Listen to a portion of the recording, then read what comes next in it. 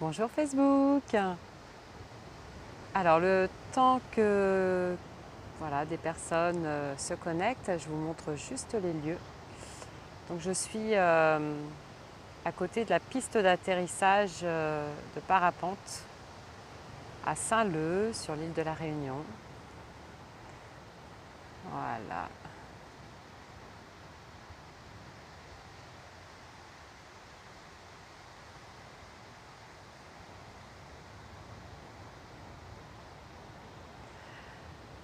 Alors aujourd'hui je voulais vous parler de l'hypersensibilité. Bonjour, c'est Audrey. Bonjour Audrey. Donc je suis Tassiana, alors je me présente, je suis Tassiana Marquez Diaz, thérapeute holistique, énergéticienne et je vous parle depuis la page Libère ton flow qui se veut être une page de partage d'expériences, de transformation intérieure. Coucou. Bienvenue sur la page de transformation intérieure en fait, d'expériences voilà, vécu, qui peut, comme je le dis dans chaque vidéo, faire écho en fait à votre réalité. Voilà, vous pouvez peut-être vous reconnaître ou au contraire, comment dirais-je, que ça ne vous parle pas du tout. Voilà, tout est OK. En tout cas, d'entendre en fait l'expression de la perception de quelqu'un permet d'enrichir sa propre perception, quoi qu'il arrive. Et aujourd'hui, en fait, j'avais vraiment envie de vous parler d'hypersensibilité. Alors, je ne vais pas, comment dirais-je, je ne vais pas en fait vous faire un cours théorique parce qu'il y a plein de personnes qui ont travaillé là-dessus, qui ont écrit des livres formidables comme Fabrice Midal. Il y a Jeanne Siofachin également qui est spécialisée sur les enfants et les adultes hypersensibles, au potentiel, on va dire, qu'elle a dénommé Zèbre. Alors moi j'avais envie plutôt de partager mon expérience concernant un peu la découverte et l'acceptation de cette hypersensibilité que j'ai. Donc pendant en fait moi de longues années, elle était complètement, on va dire, blindée. Je ne la laissais pas apparaître, déjà de par parce que alors mon hypersensibilité, elle était surtout émotionnelle. Et en fait, je ne comprenais pas, quand j'étais petite, je ne comprenais pas que je percevais des choses, que j'avais des ressentis que l'extérieur ne validait pas, en fait. Et du coup, ça a vraiment créé un doute en moi et un manque de confiance considérable. Et du coup, je me suis dit, c'est super important que je me réfère plutôt à ce que les autres disent, à ce que l'école me dit, à ce que les parents me disent, etc. Voilà, le cadre en fait extérieur. Jusqu'à... alors j'avais une petite anecdote par rapport à ça qui m'a échappé. Bon, tant pis. Jusqu'à ce que en 2012-2013, je rencontre en fait un médecin généraliste qui a tout de suite vu en fait qui a vu en moi cette hypersensibilité, mais en plus qui lui avait déjà fait le chemin, l'avait vu en lui, l'avait accepté et en avait fait quelque chose en fait pour aider les autres. Et donc c'est à ce moment-là, lorsqu'il m'a proposé de me former dans tout ce qui est libération de mémoire cellulaire, donc la mémoire émotionnelle, que au bout de 2 séances, j'ai réalisé. Oh coucou Virginie, ça me fait plaisir de te voir.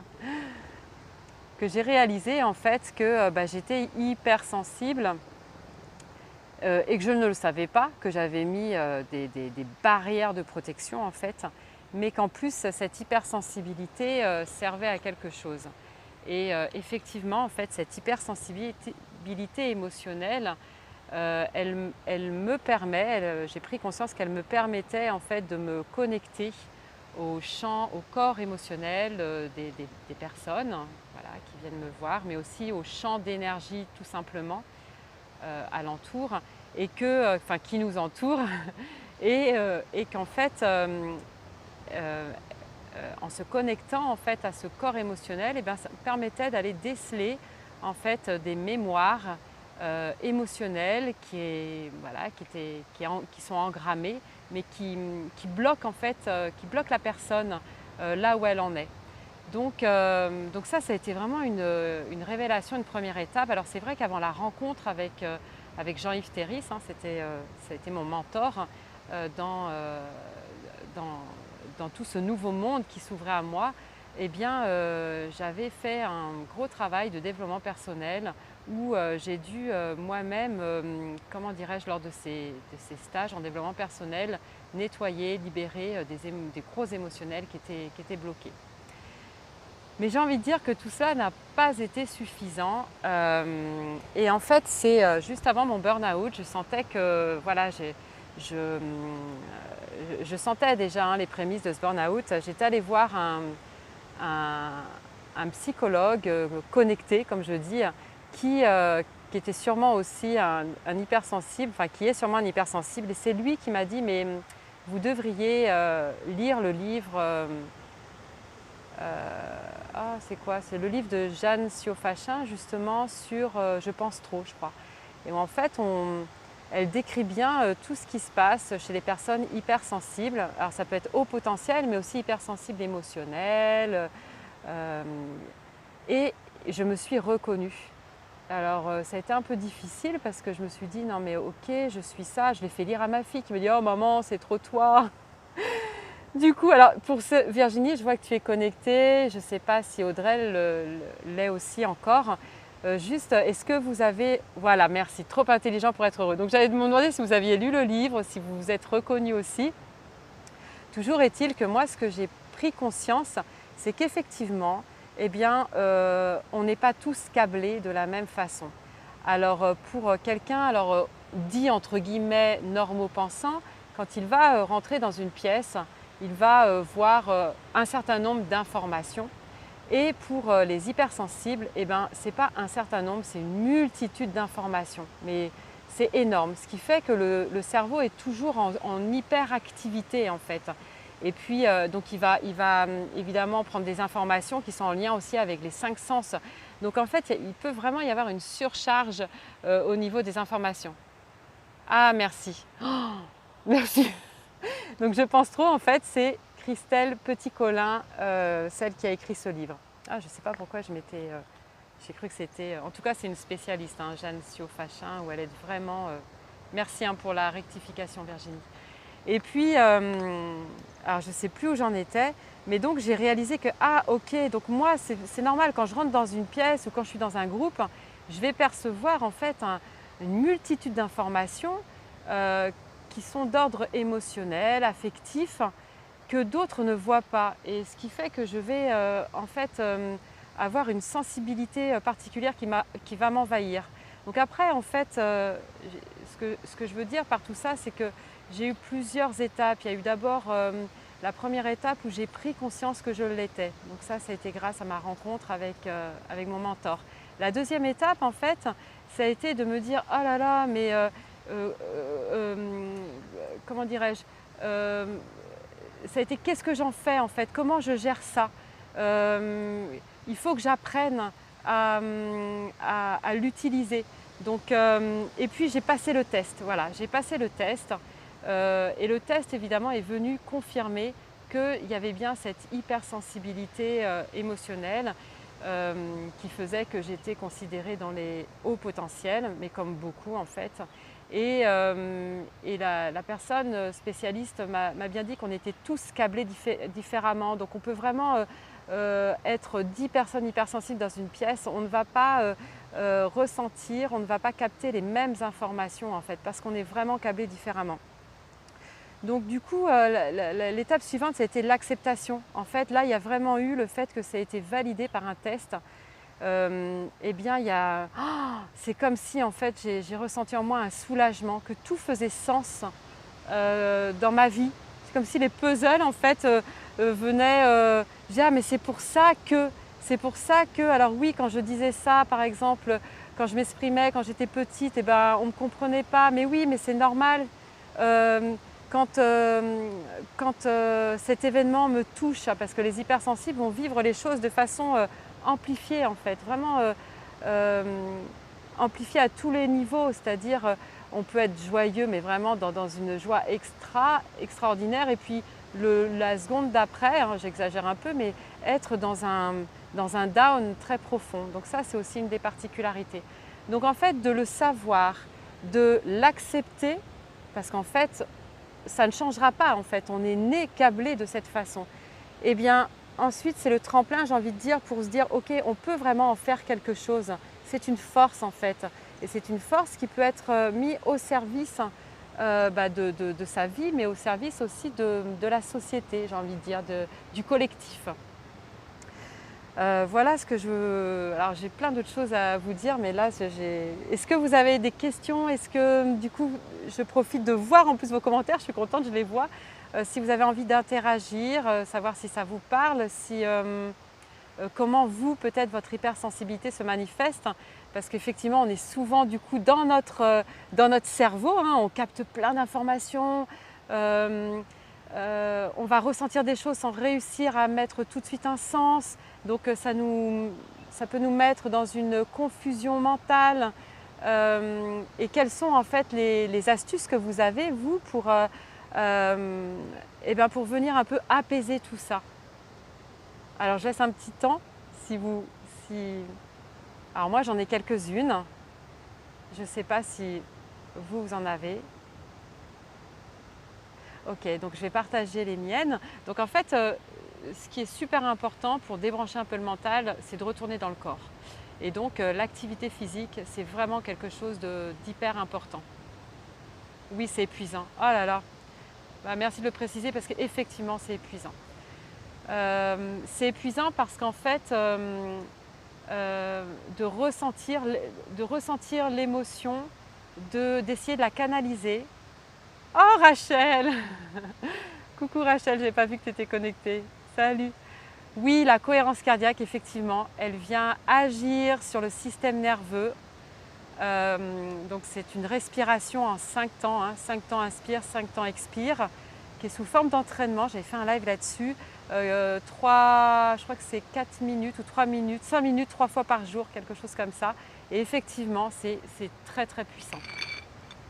Il y a aussi donc la marche, voilà, les activités physiques qui permettent de débrancher un peu le cerveau pour retourner dans le corps.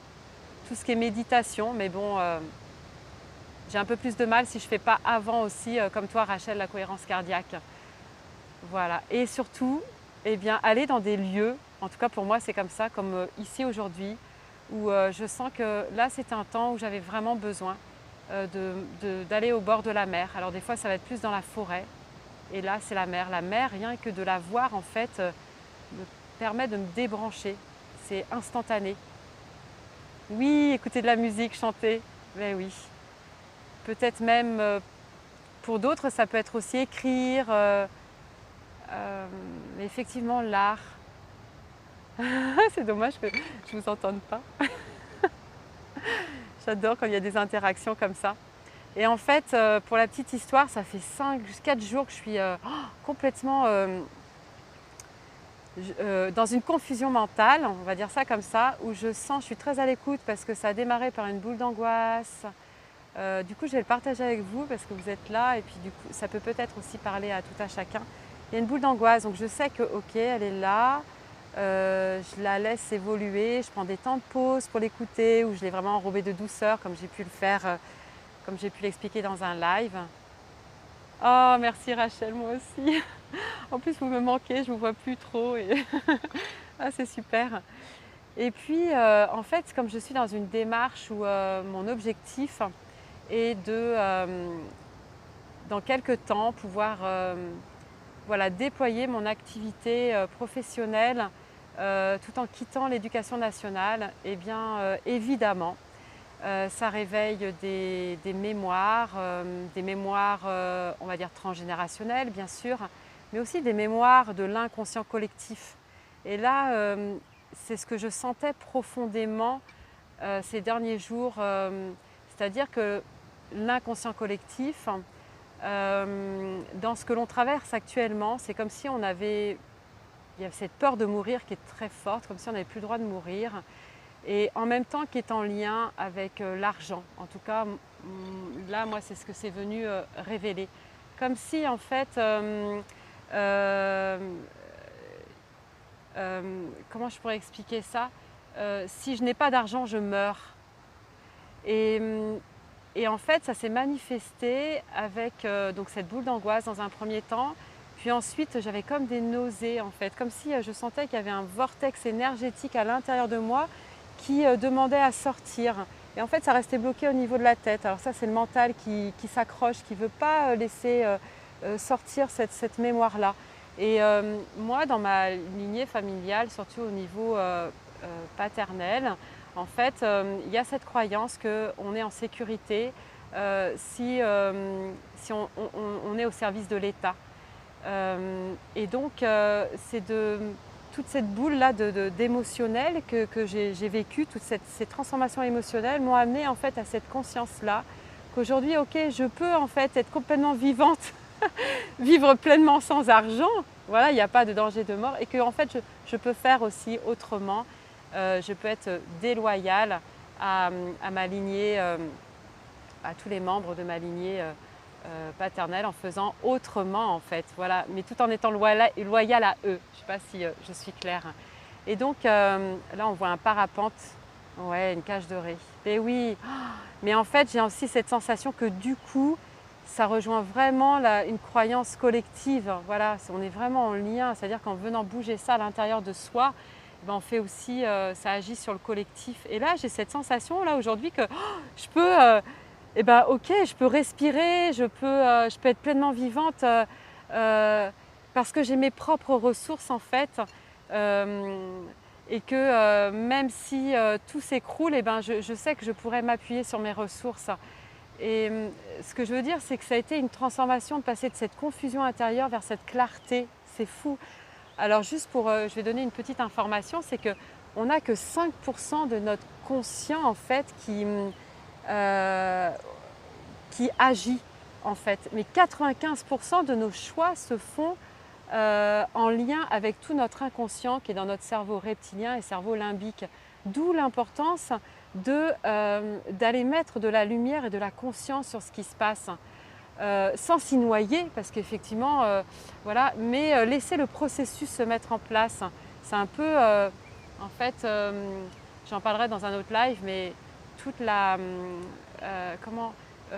tout ce que j'y ai mis dans ce mécanisme de l'équiflow.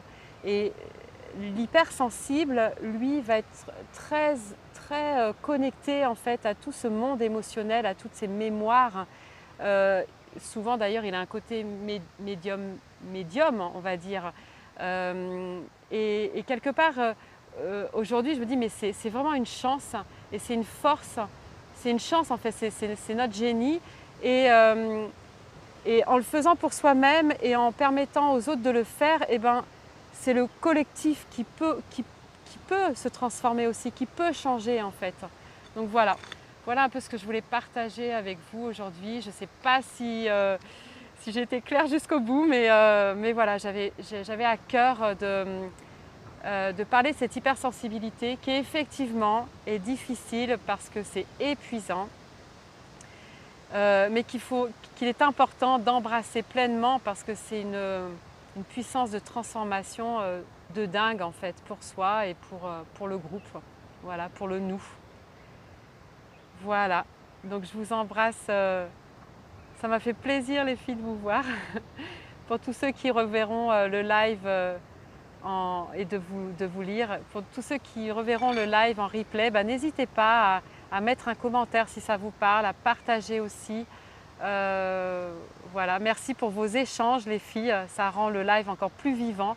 Et je vous dis à une prochaine, dans un prochain live. À très bientôt et belle journée. Je vous embrasse fort.